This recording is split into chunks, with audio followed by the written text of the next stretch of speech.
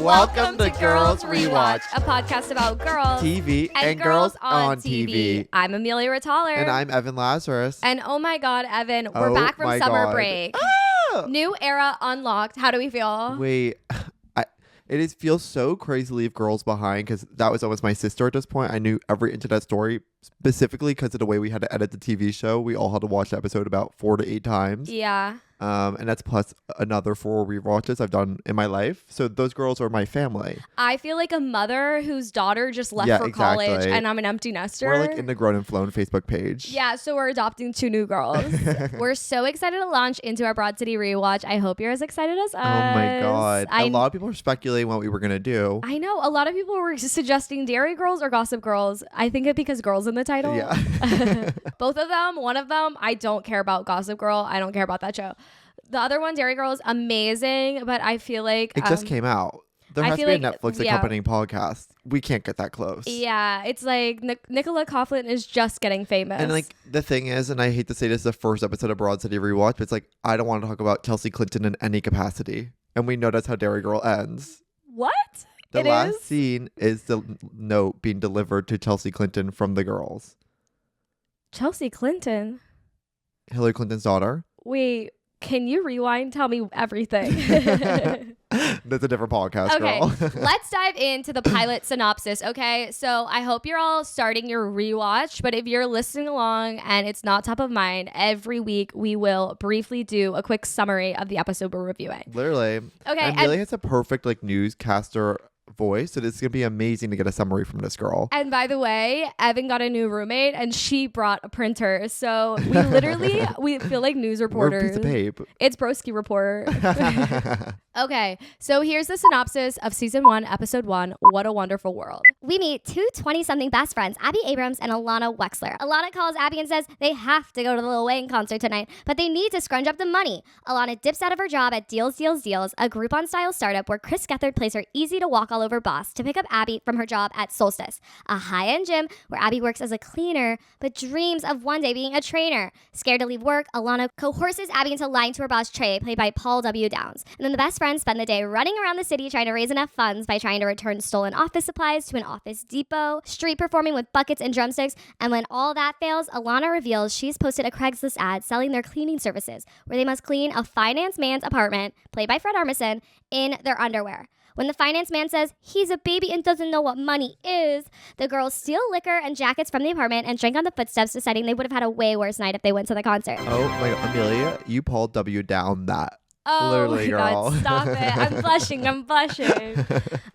Wait, that was made. We're going to try and do recaps like that going forward. So if you've been here for all of Girls and you like that or you hate that, we love feedback. Yeah, I don't think anyone actually loved Minute to Win It because it just left everyone frustrated and confused. And stressed out. So this is our workaround for that. Before we dissect the episode, let's dive into a new segment. What is your deal?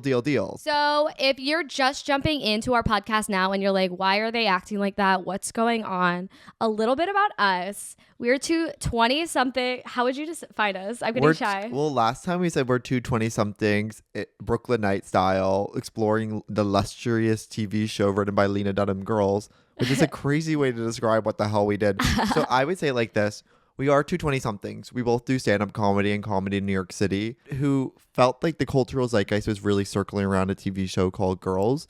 And we were like, who is better to talk about a TV show about girls than 2 girls living in Brooklyn in their 20-somethings? Who are equally as insufferable. Literally, exactly.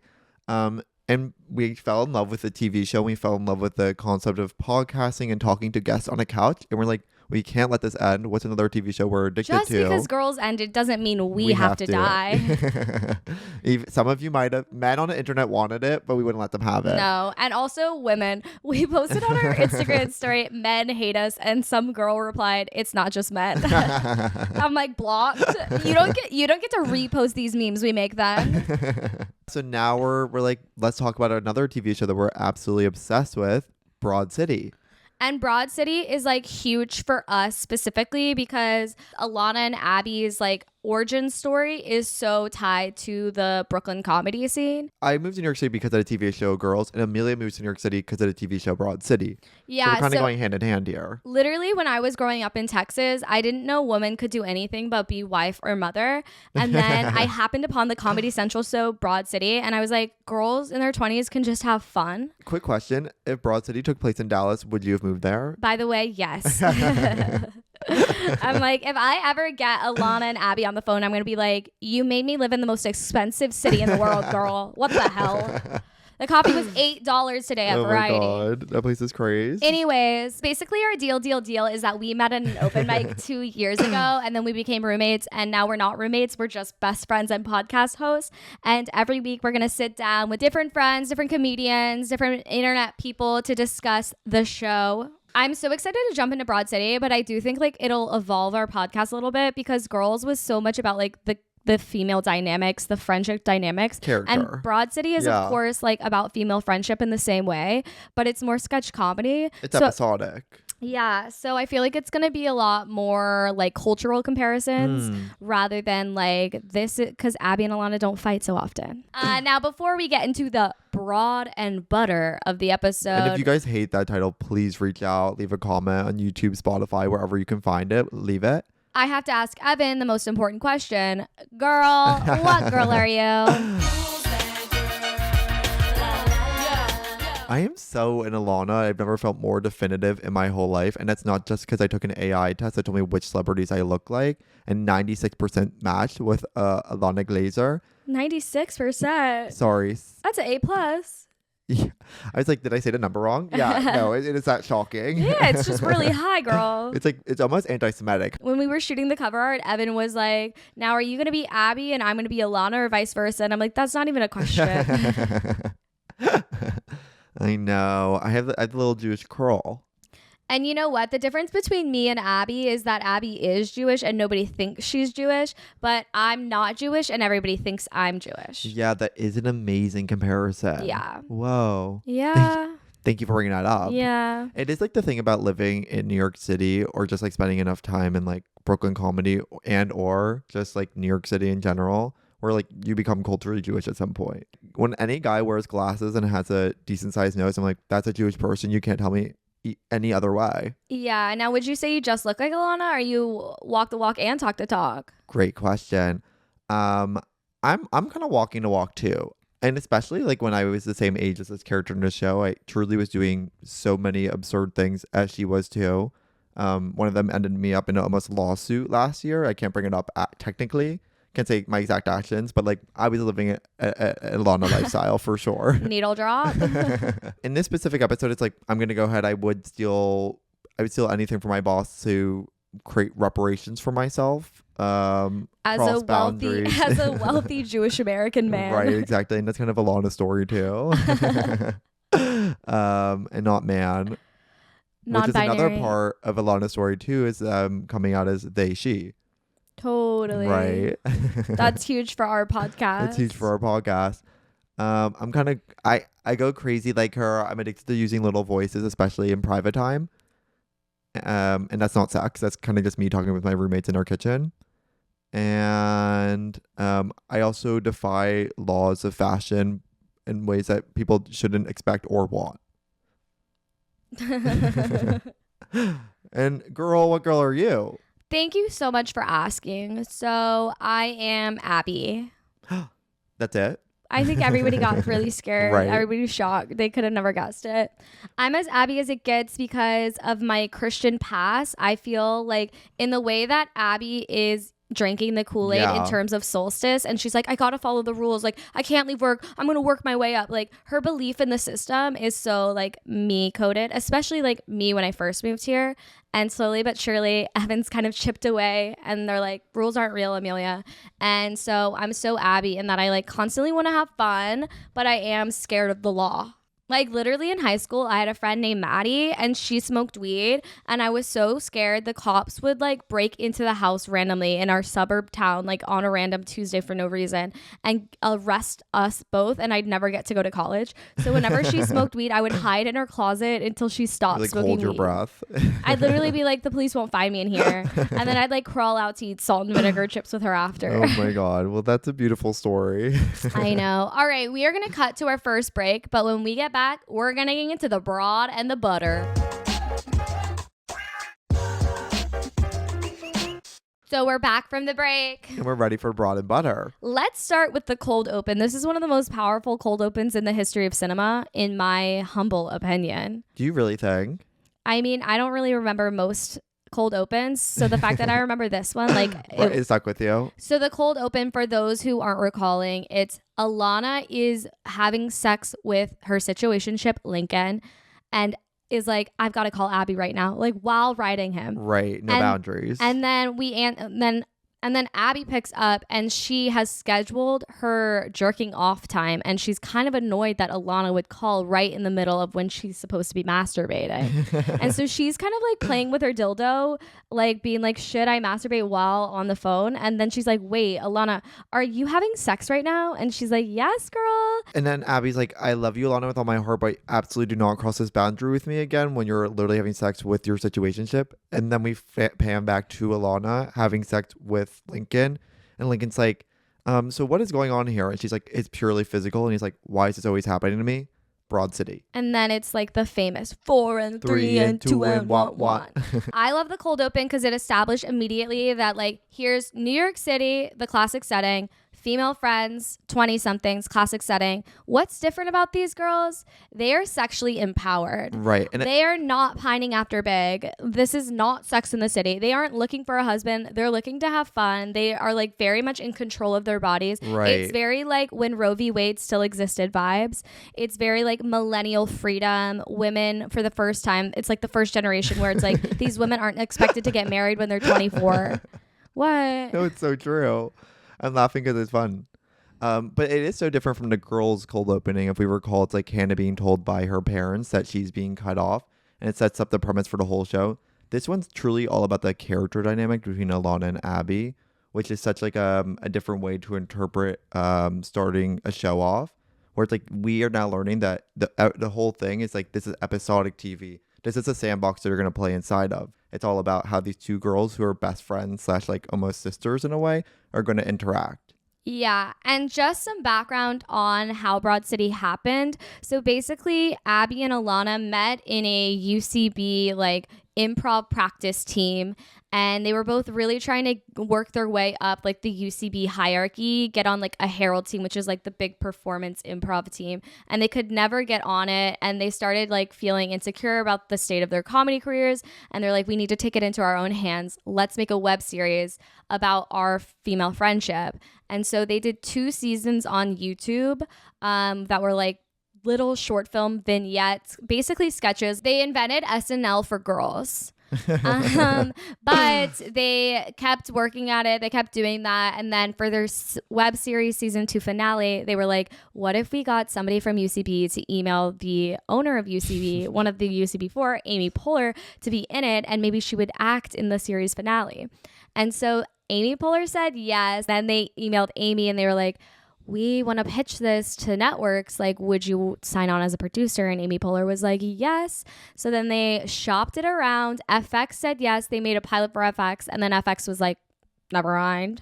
Well, isn't it also even interesting just that we can talk about this in a different episode, but it's like Abbi also gained a little bit of internet celebrity through finding like a random note from a man and trying to get it back to him. And then all of New York City kind of rallied behind her, trying to find this man that she found a love letter for.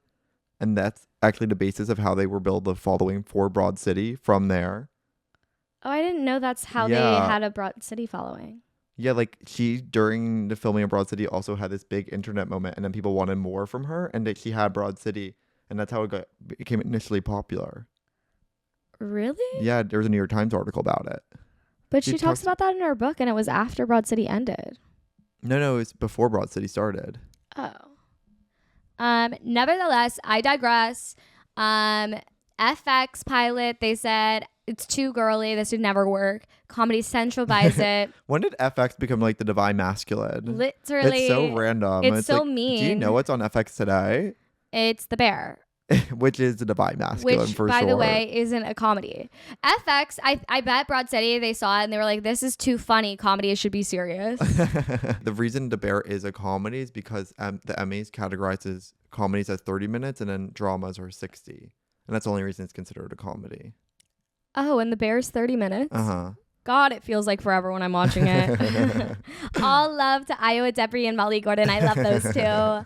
But it would be amazing if they were in a show not about cooking and there were no boys in it. Right. Wouldn't that be incredible? I just gave myself chills imagining that. So Comedy Central picked it up and that's where they are now. I don't know if everybody knows that and they're like, shut up, Amelia, duh. But I just wanted to give context. No, you did a great job. I barely knew that. So for you saying it out loud is truly beautiful and amazing. To me, like the knowledge of the origin of Broad City is like holding a toothbrush. Like it's that instant for me. It's the back of your hand. Yeah, it's the back of my hand, which by the way, I don't know a lot about her. So whenever people say that phrase, Taylor Swift had a song. I remember being like 11 and listening to Speak Now and she's like, the back of my hand. I'm like, girl, what are you talking about? I mean, it's a foreign object to most. And the thing is, it's one of the parts of your body that changes most. And that's why there's a whole new thing of like skincare and putting people trying to know it on their hands. It's exactly no one knows the back of their hand. And they're trying to keep it stable because it's constantly changing through the rough parts of life. The only constant in this life is change. Literally. And that's what the back of the hand's for. Anyways, we're back to female friendship. Back to female friendship. This show is not about a girl finding a boy. It's about two girls whose biggest relationship and most important relationship is each other. Whether that's toxic or crosses too many lines, we'll get to, because I definitely think like the more seasons that go on, we're like, guys, you need one more friend. Well, this is like half of all postgrads are like, you know what? The day I graduate, I'm going to stick to this one person and never talk to anyone ever again. Which I think is valid. Like these two girls have enough in each other, but I would love if they could bring some other girls into the mix at some point. But they literally cannot. I mean, in this episode specifically, they start FaceTiming each other. They spend the entire day together and then they get home after spending the whole day together and they FaceTime each other again. But let's dive into their jobs, their love life, and their home life. Right. So Abby's job is classic cleaner at a gym.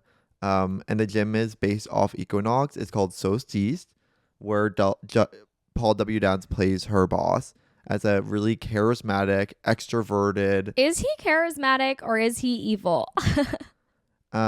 Usually those actually go hand in hand. Totally, that is true. He's Ted Bundy vibes. Paul W. Downs is also the creator of Hacks, and doesn't he play an agent, Megan Stalter's agent?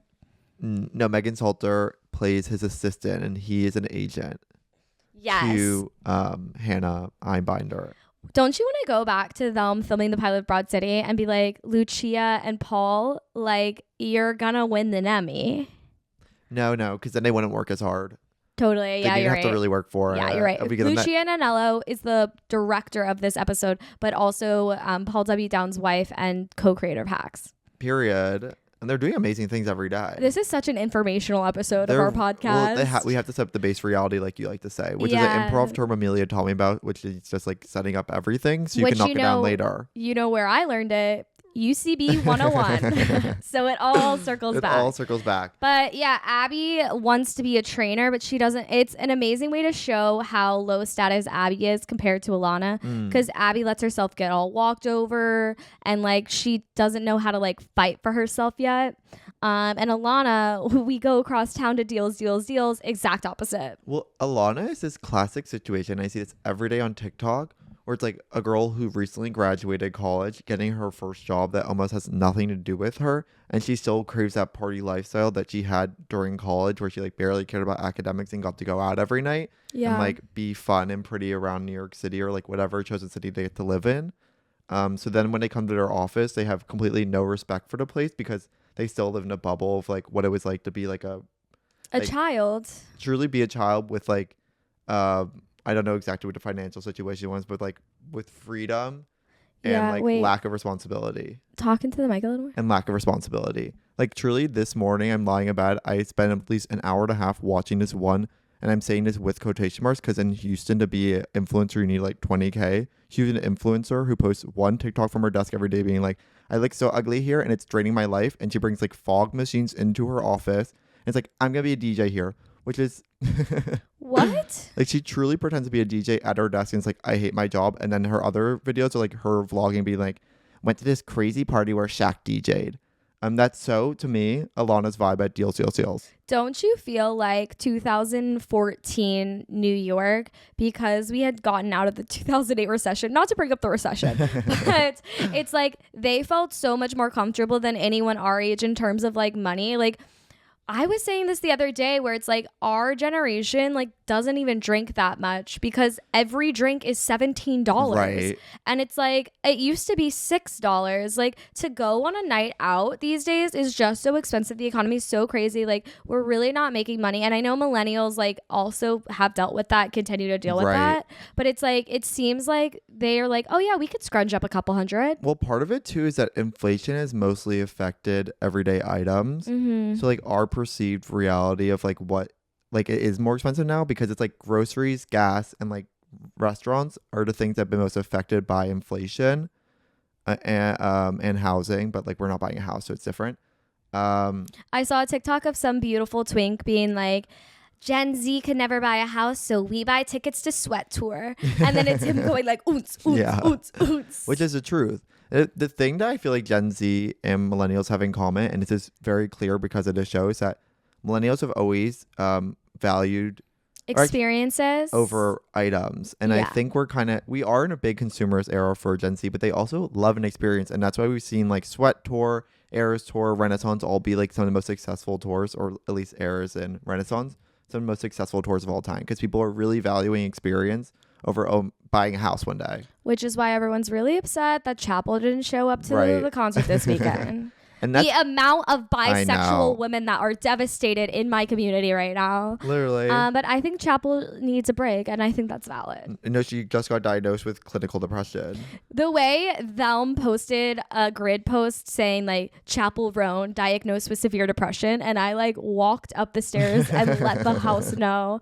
I was like, our girls, we've got to protect our girls. I know. And I think today they would have been saving up. If the episode took place today, they would be going to a Chapel Roan concert instead of Lil Wayne. They're like, we gotta see Ethel Kane. Yeah, exactly. But yeah, sorry. Ilana works at Deals, which is inspired by Abbi and Ilana, or I think maybe no, both of them. That's actually they both worked there. I thought Abbi worked at Anthropology. Oh, I think you're right. Yes.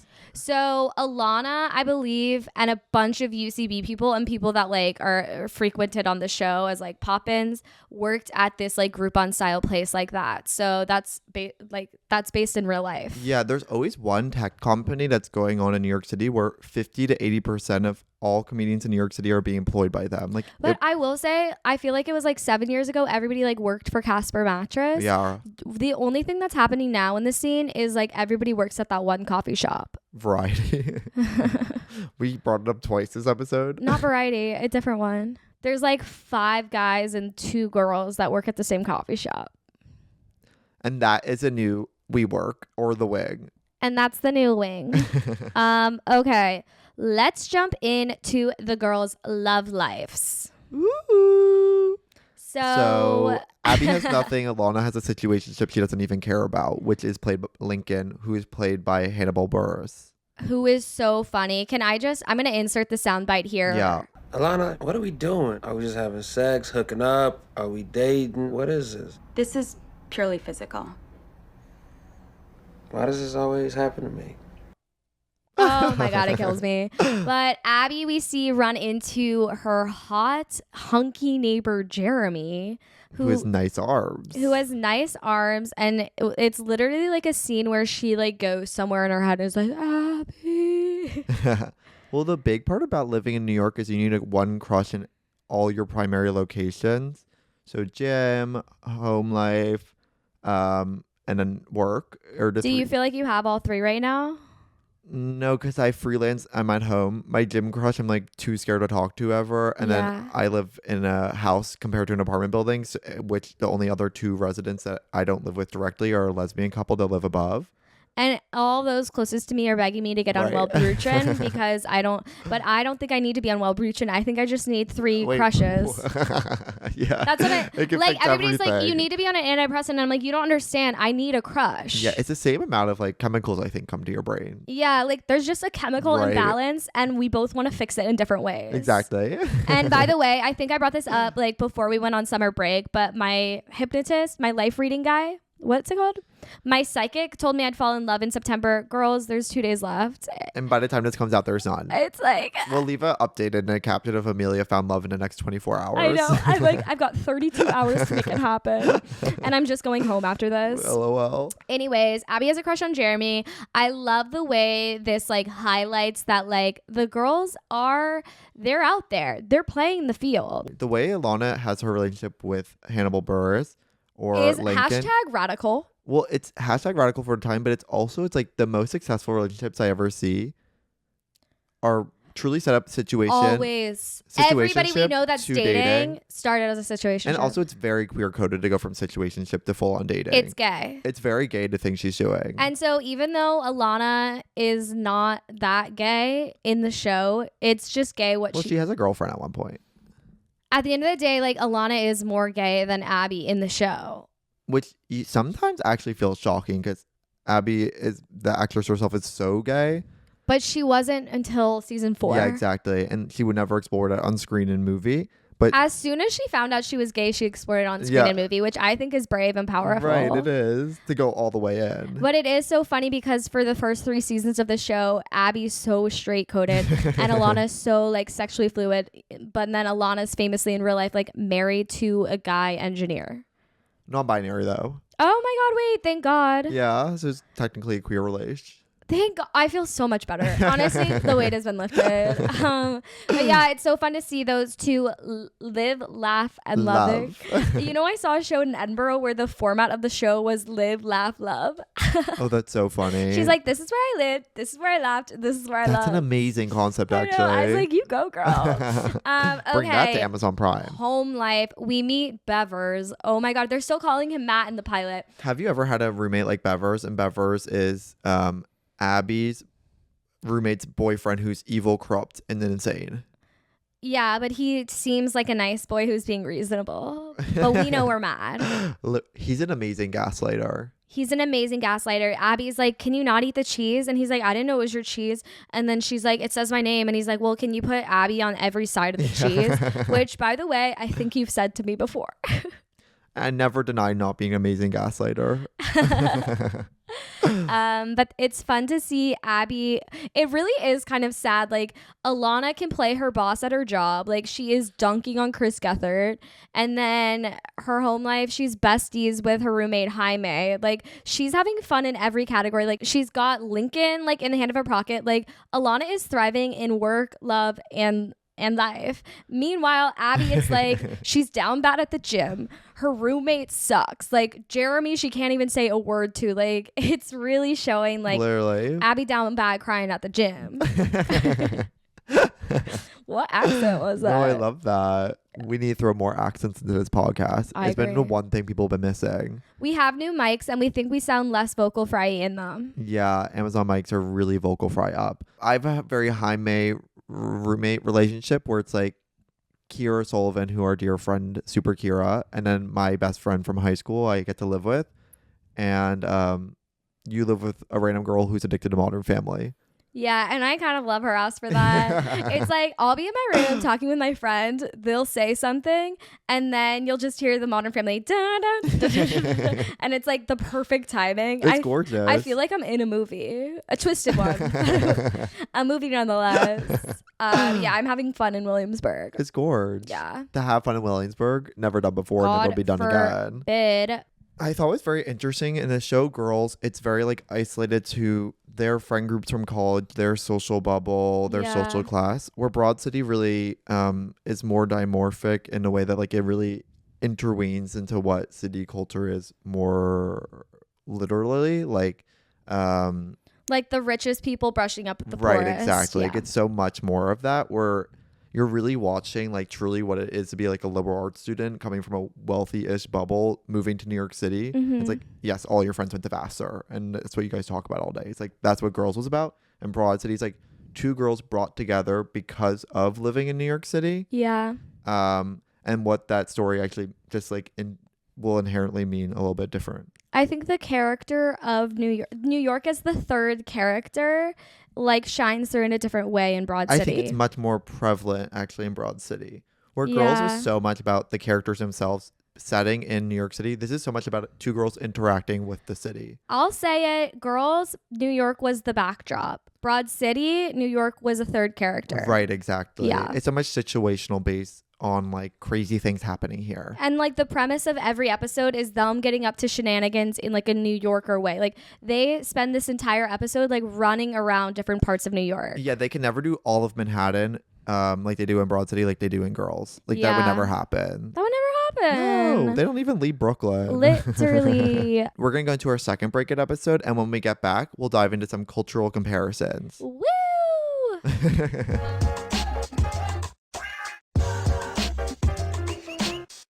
We're so back, and I went and got water. So we had Girls mugs, and now we have a reduce, reuse, recycle Rihanna mug.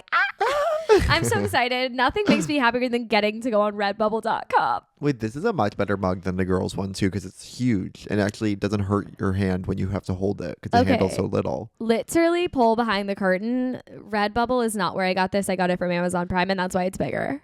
Yeah, I knew that. You know how everything's bigger in Texas? Better. Everything's bigger on Amazon Prime. Except for the amount of girls I know who have ordered like furniture from Amazon Prime and then it's child's size. Every day. Every single day, a girl builds a vanity and decides it's 2 feet tall. It's for her little dollhouse. Yeah. Oh, you wanted to doll yourself up? Well, why don't you be a doll and be small? Okay, anyways, we're diving back into the cultural analysis of Broad City's pilot. I know we're really getting into the nitty and gritty, but the pilot has so much we have to dissect. We just have the whole damn show. We have to shut up the whole damn show. We'll have fun in the Are future. I feel like I'm nervous. I'm not. No, I'm confident. This is the most natural thing on earth to me. We're sitting in front of like studio lighting, shaking. This is the most natural thing in the world we for should me. break the fourth wall. We should like turn how many it studio around. lights we have on. We'll get demonetized because the backside of the like behind the iPad that's filming this is a wall of naked women. Yeah, which like isn't for anyone in this house. It's beautiful. And You live with 2 bi girls. Yeah, but they're like pan bi, so it's like these girls don't have personalities. You posted a TikTok about how you're probably bi. I didn't say that about me, but it's not about me. Well, I commented, is this song about us? And I meant point was us, that, but everybody's liking it like it's like me. No, I think it's like they actually know it's us. Oh, really? At least half. Who's liking it? I can't see. You can. I'll dive in. Should I put on new lip gloss? No. Okay. We're getting back into it. Okay, so I'm going to talk about my favorite moment from this episode and then my least favorite. What was your favorite? Truly, it's one of the most iconic scenes, period. Blew up on TikTok in last year, but it's the scene with Fred Armisen as he plays a baby and Ilana and Abbi go to his apartment, presumably in Upper West Side, to clean it in their underwear. And he's like, it's his sexual fetish. And he's like getting really close to them and backing away in his giant white robe. And then we later reveal diaper underneath. It's such a funny dynamic. Fred Armisen is one of the best character actors we've ever had on TV. He's one of the only ones we have. He's one of the only male character actors, period. He's one of the only male actors, period. No character actors, period. Oh, I was going to say one of the only male actors. And actually, that's true too. Yeah, it's just a brilliant scene where it's like, what is the most insane way that people in New York City make money that actually feels reasonable? It's like, you are actually going to someone's house. You're doing weird fetish stuff. Yeah, it really. And by the way, half of the girls in New York City have a story like this. Our friend went on a date with a whistleblower who said that because of the climate catastrophe, girls on the Upper West Side are going to have to start doing sex work. And that's literally what this episode's about. I do love that the show is able to like touch on like how empowered these women are, but they do exist still in this very sexist world. No, absolutely. And like their ability to like play and make jokes about it is like so refreshing. The show, and of course we'll discuss this over like the course of the series, but it's very much like this white feminist like Obama era show where there's a lot of hope.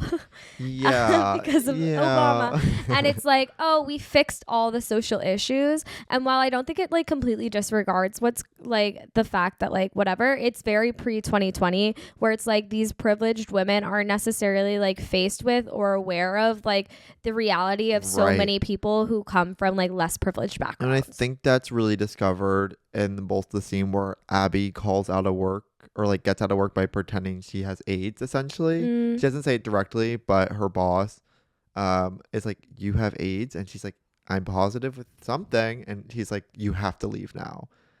Which is like, it's a weird... If Or it was he's like, if you have it, please call tell me. I'll be the first person to let you know if I have AIDS. It's like a very lighthearted way, but I don't think it is as clever as when AIDS is a joke in girls. Yeah, it's not as clever because that's like nuanced and it's more about OCD than compared to actually AIDS, where the whole joke here is that she might have AIDS, which I don't think is so... I think they could have used like a million other diseases, which would have been like funnier and like more comical than using the example of AIDS, which is like so serious and just like it's making it lighthearted in a way. Was that your least favorite part of the episode? I would say that's my top 2 least favorite parts of the episode. My favorite part of the episode is when Abbi and Ilana are at Abby's apartment and they're both so mad at Bevers because Bevers clogged the toilet and stole her cheese. and it's them like complaining, and it's the idea that you're so frustrated with somebody like in another room and it's like they're silently yelling at each other like, why would we be talking about him? Like, why does he whatever? I can't stand him. Like, there's something so funny. I relate to that emotion so much. Well, my thing with Bevers, it's like the reason people couldn't watch Girls is because Hannah's so annoying. I have sometimes a hard time watching Broad City because Bevers is so annoying. I like truly sometimes have to almost skip through the scenes he's in because I'm like, this is the worst character I've ever seen on TV. I truly cannot stand a single word coming out of his mouth. It makes me so angry I can't find it even funny for a second. Well, so all literally, dialogue around Bevers, I'm like, literally stop it right now. I would wish we could cut this out of the episode. well, them being mad is my favorite part. My least favorite part is having to watch him I eat know. peanut butter out of that jar that's God. labeled Abby, like his gaming consoles and whatever. And I get from a director standpoint, like Lucia is like behind the camera and is like, Bevers, this is so funny. Like, show truly how gross you are. Like, action. But it's so visceral for me to watch it that it's like actually upsetting. And I am like such an empath for Abby because I see myself in her. And I'm just like, this isn't right. Like, she's gonna make peanut butter and jelly later. And it's just like, it's almost like viscerally painful. And you know what's another extra cherry on top of all of this? They chose chunky peanut butter over smooth. Oh, and it's like, it wasn't chunky. Was it not? It was like oily. It was totally creamy, all natural. Oh God. Do you know what I mean when it's like slimy. the creamy all natural where it's like so oily? It's like nutty, but it's smooth. Enough's enough. Enough's enough. This is why I'm not seeing The Substance. Is that what it's called? Yeah. I'm not seeing that You're Demi scared Moore of movie smooth peanut butter. because I'm scared of the viscerality. Is that a word? Why not? The viscerality It's a body horror. of the body. Yeah, of the body theft. It's like I just want Burnett to talk and have fun. I do not want bad stuff to happen to her. Literally, Demi Moore doesn't have a single ounce of fun in that whole movie. And by the way, Margaret Qualley only has fun. It is one of the most sick, twisted truths you've ever seen. I will say I saw one TikTok of Demi Moore being like, it was time for me to take my career into my own hands with this film. She does. She's amazing in it. I don't like the movie. I don't want to get into it right now, but all I'll say is that the movie Substance lacks substance, but it's beautiful and fun in its own way. Love. I think we covered the broad and the butter of this episode. I'm so excited to continue analyzing this powerful show about female I hope friendship. you guys didn't fill up on carbs. Is butter a carb? Okay, it's time for our new segment that we're introducing, which we're so excited to ask our guests once we start having them. But today it's just us asking each other, what is your Broad City moment? Wait, can I go first? Yeah, please. I beg. Okay, my Broad City moment was, of course, so Abby of me. I was like 5 months ago feeling like I don't have enough fun in this life. Like I'm not like doing crazy stuff. Like I'm in my mid-20s. I should be partying harder. I should be having crazy nights in the city. So I go to my friend Dev. He's hosting and DJing a Lord night. No, the Lord Nights in a few weeks. Charlie. A Charlie XCX night. And it's when Charlie XCX was in town before the release of Brat doing like her boiler room thing. And this was for the overflow people that couldn't get into the boiler room to like go have their fun. So I decide like I'm going to binge drink. Like I'm going to get blackout. And so I make myself have tequila, which is one that I don't like. I'm a vodka girl. Sorry. I am. It's beautiful. And then I'm like, oh my God, you know, when you're drunk and you're like, I could walk 4 miles home, no problem. Sometimes you can also be like, I could city bike 8 minutes home, no problem, which I don't condone. And I think, no one should ever bike drunk. It's very dangerous. Literally. Nobody should bike sober. It's not safe. It's also very dangerous. But it was like a very empty part of town. And I was like, oh, I just have to like bike 8 minutes and then I'm back to Bushwick. I bike my ass to the Broadway Triangle and I somehow in biking lose my phone and my keys. Yeah, you're so excited by life that you just decided to bike an extra 2 miles past her house. Yeah, and it's just because I kept being like, like I'm almost here. I'm going to recognize the area soon. And then I was so deeply lost. This guy, I was like, where do I even dock this bike? I'm going to get charged for going over the 45-minute limit and I can't get charged for this city bike. And this homeless man, he wasn't homeless. He had a home.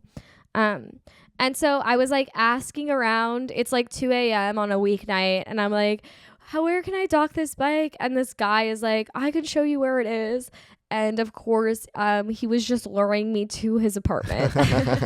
And so I start realizing he's not going to take me to a bike dock. He's taking me somewhere really scary. And so I go, oh, I have to hop on the bike and pedal away from you now. And so I'm pedaling away. Finally, I get to a Popeyes. I dock my bike. I walk into the Popeyes. I'm like, hey, like, can I borrow your phone? And he's like, no, I would never give a strange woman a phone. And I'm like, okay, where's the subway? And then I look above me and it's like the J train. And I'm like, I know what to do. I, of course, have to hop the turnstile and wait 14 minutes.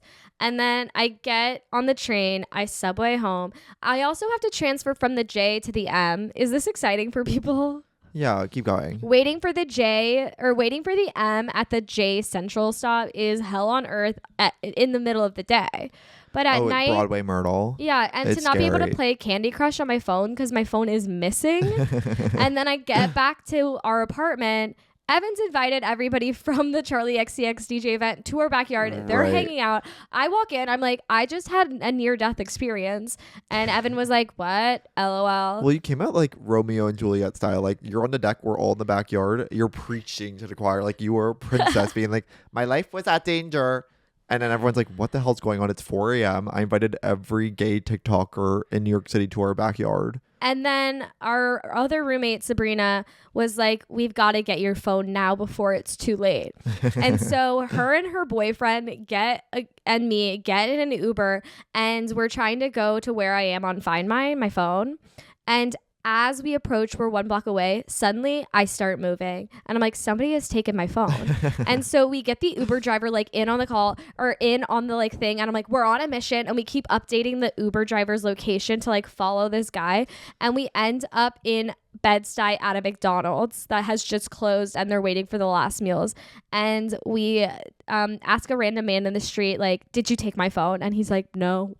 And we're like, are you sure? And he's like, yes. And then I was like, you're right. It's not you. It's this delivery driver over here. And I'm like, hey, like, I think you have my phone. And he's like, what? And I'm like, yeah. And he opens up his motorcycle and there is my pink Nokia cased phone sitting in it. And I was like, yep, that's it.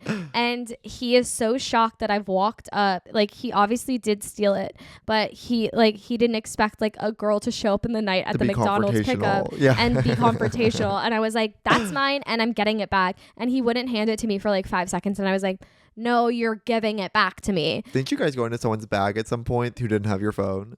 That man, yeah. The man before. And then I take back what's mine. And he's like, I was just gonna save He's it. keeping it warm. Yeah. And then we all try and get McDonald's, but of course they're about to switch over to breakfast, and we really want like breakfast biscuits, but it's taking forever. So then we just go home, and then in the morning I'm like so blackout, but I promised Sabrina and her boyfriend that I'd buy them McDonald's breakfast. So I'm like the most hungover I've ever been in my life, walking to a McDonald's to like pick up breakfast that they didn't really need. They were like, you did not have to do By the that. way, when you brought it, they sampled stuff lightly. They sampled everything lightly for the course of the day. And that's my Broad City moment where I tried so hard to have fun, and honestly, I should have just gone to It bed. was really fun though. I should have read a book. It was fun. I should have read like- The Power of Now. Eckhart Tolle. That's such a good Broad City moment. Yeah. Like, those girls could have lived. What about you, girl? This summer I got to experience something called Twinks vs. Dolls, which is Oh, the Twinks versus Doll Olympics. yeah, I've seen it every year, and the one thing I've wished upon every single moment I wake up in the morning, my first thought every morning is like, I want to be a twink in Twink vs. Dolls. It's the only thing I've ever wanted in this world. And our friend of the pod, Paris Moskowitz, actually ran the event. Yeah, and this is what when people say podcasting, what are you doing with that? We're networking. We're not working. We got P. Moskowitz on the pod, and then they suddenly knew who Not Evan to- was. yeah, not to out them, but they did like rate every single. So you got to submit on a Google form for really like 10. You have to audition to be you a had to twink. audition, and they actually rated everyone A through F. Oh my God. But I What think letter did you get? I don't know, but I think I nepoed a good score out of it. Because everyone's like, how are you here? You're not, maybe not hot enough for this. And I was like, by the way, you can nepo your thing into anywhere in New York City. At the end of the day, no one could hate on you because there was a twink that was not a twink. He was too tall. We'll get into the story. Yeah. So I'm so excited. And I was like, you know what? Everyone, you need a gimmick at one of these things, because I just remember going last year, someone dressed up as a sailor. And just to remind people what Twinks vs. Dolls is, it's an Olympic style competition show. During Pride Month, in like a Pride giant weekend, yeah, warehouse in a giant in warehouse. Gowanus, where dolls, which are trans women, and twinks, which are tiny little gay men, compete in activities like chain smoking races, or how far you can spit, like really like absurd, sexual, They were weird. eating each other's feet in ways I didn't know Yeah, about. it was crazy. That was one of the competitions. I didn't do that, but I had fun in my own way. I immediately get there. I'm like, these twinks are being so guarded. Let me try to break the ice. So I'm like, what was everyone's Rosebud and Thorn? I immediately turned every twink against me in the room. But by the way, You did Rosebud and Thorn. I always do Rosebud and Thorn, and it never goes well. People are like, can we not do I that? was like, can we zip zap zop? And they're like, can you leave us alone? Not you trying to do an improv warm-up game with the twinks. No, literally, because like the energy's low, morale is bad. These all these twinks are kind of against each other, while the dolls are bonding like crazy. And when I was in a room, I was like, I already knew like half the dolls there. I only knew one twink before. And I thought that I was doing really well with the twinks, but I did learn later that I think they all hated me because I wasn't necessarily attractive enough for them. And I also, this is a big moment, they all came in athleisure when I decided to dress up as Liberace, which means I Yeah. wore a lot of ruffles and a big pink shirt with rhinestone buttons down it. So yeah, the twinks hated me for not wearing athleisure. That's their own battle. And I actually make it fairly far. Like I win in a competition series of like how long you could hold sandbags up, and I beat a guy with a 6-pack. Evan is holding so hard and long, and then he wins, and like you don't know it immediately. Everybody else in the room knows before you do, and then it like actually hits you, and you jump higher than I've ever seen. Than I've ever seen my friend jump. Yeah, it was a truly beautiful moment. And what everyone else was doing, and I just like decided to pick on strategies, and that's why I went in the last round. Because everyone else is like in the room focusing on like what's happening. I the whole time was pretending it was like my boss was asking to make out with me, and I was completely turned off from it, and that's where I was the whole time. That's So I where your wasn't- head was during the competition. Yeah, during the competition, that's actually how I ended up winning. And then twinks are getting eliminated, dolls are getting eliminated. I make it to the top 5v5 for dolls, but what happened? Gay people are bad at math, and there's actually 6 twinks versus 5 dolls at this point. We're near the end. And at the end, I do a big bean wrestling tournament, which I was really hoping to make it to. They then pick out... Bean wrestling, which is where there is a pool of beans that you wrestle inside of. Yeah, in a kiddie pool. Yes. On top of a wrestling ring inside a giant warehouse in Gowanus. Correct. It's really like inside... was it really in Inception. Gowanus? I thought it was Crown Heights. That could be anything. Totally. So yeah, I then have to arm wrestle a quote unquote twink. Can you answer me this? Can a twink be 250 pounds? Hey. I guess a twink could be anything. And not the body Hey. shame. A body, literally, that's still beautiful. He's still a very hot man. I just don't think when we're defining twinks, they can be. His muscles were double the size of your Right, body. exactly. He's So about 6'8". you lost. We did do an arm wrestling tournament in front of 2,000 people. He said, "Good luck, babes." I was like, "Okay, well, we know how The this is single going had to turn." just come out. Yeah. And then he pummels me. And that's how I lost Twink for Souls, but still had an amazing time. And I still get recognized at various gay spaces as the gay guy that people booed. I was like, I Yeah. don't remember that happening, by the way. And also one of the big slanderous moments for me is that I brought out Amy Schumer's memoir, Girl with the Lower Back Tattoo, but the cover flew off. So I just carried a book out for my walkout and I threw it on the ground. So instead of being like Amy Schumer throwing her face on the ground, I still love her, but I also hate her. And it's like everyone is so polarized by her. It's a funny moment. Instead, it's just me throwing a book on the ground. And that was my stance. Yeah. It's really beautiful in its way. I'd never seen Evan behave in the ways that I saw you behave that day. And then also two twinks. The two trans male twinks there, I bonded with them the most. And they were like, "How long have you been on T for?" And I was like, "Well, it feels like my whole life." Really beautiful stuff. That is a Broad City Yeah. moment if I ever heard one. I'm so excited when we get guests like hear their No, literally. their things, because the thing is, like, everybody has A Broad that City one thing moment. that happens in their 20s in New York where they're like, "There's no way around this. This is an Abbi and Ilana-ism." It's an Abbi and Ilana-ism. All right. We have one more segment to close out the episode. Girl, get your Glock. It's rapid fire time. We're going to ask a series of rapid fire questions to each other, and we don't have time to think. We just have to answer. Evan, are you ready? Are you ready, Amelia? Yeah. Are you a schoolgirl or are you getting schooled, Evan, girl? I am such a schoolgirl. How are you? How am I? Reduce, reuse, recycle, or Rihanna? You have to recycle Rihanna, even reuse, because she truly hasn't released any new music since the show came out. Would you rather go down on Michael Bublé or Janet Jackson? Well, Michael Bublé, because his Christmas music just really does something for And me. those bubbly commercials are fun. Yeah. Oh my God, he's amazing at Pepsi's take on sparkling water. How old can a child bride be? 42 for men and 29 for girls. Whoa. Do you schedule when you jack off? No, I've never been able to get myself off. Oh God. What's your deals pitch? So in the episode they talk about bedazzling, so rhinestones for your PUSSY. No, they talk about vajazzling. Bedazzling, thank you so much. I kind of want to do my own interpretation of this, which is foot massages for people with leg hair. Those things always hurt when you have leg hair, so I'd love to discover someone who can A, do it well with leg hair, and B, Leg hair friendly cheap. foot massages Yeah. is really good. I'd invest in that. whose dick do you want to respect later? The person I'm supposed to fall in love with this September. next 24 hours. Yeah. This is David. Is the flight delayed? I think if you're asking this in Newark, New Jersey, yes. If you're asking this at a JFK, no. What type of pizza would you travel to Gowanus for? Domino's cheese with with their oregano crust. There's nothing like it. I'd travel far and wide for it. I can't believe you said that in New York City. It's just so crazy. You live Texas strong. It's so funny because you live in an area that New York Mag described as the best pizza in America, and you still choose Domino's. And that just shows your true colors, and I love that about you. Thanks, girl. Okay, final question. How many times do you go in for a kiss and get rejected? Is too many times to go in for a kiss and get rejected? For me, 1, others 4. And that's girl, get your Glock. It's Oh rapid my fire God. time. Wait, what a perfect first episode. Oh my God. Guys. It's so good to be back. Summer break with Schmummer Blake. I know summer's no fun when you don't get the podcast. I know. I'm so excited for fall, for podcasting. I guess it's like good we prioritize our mental health, but let's never do that again. Make me a promise. Never again, never again. Guys, thank you so much for tuning in. Please rate and review, subscribe to us on Spotify. Yes. Okay, wait. It is now. The time is now. If you like this episode, please go rate and review.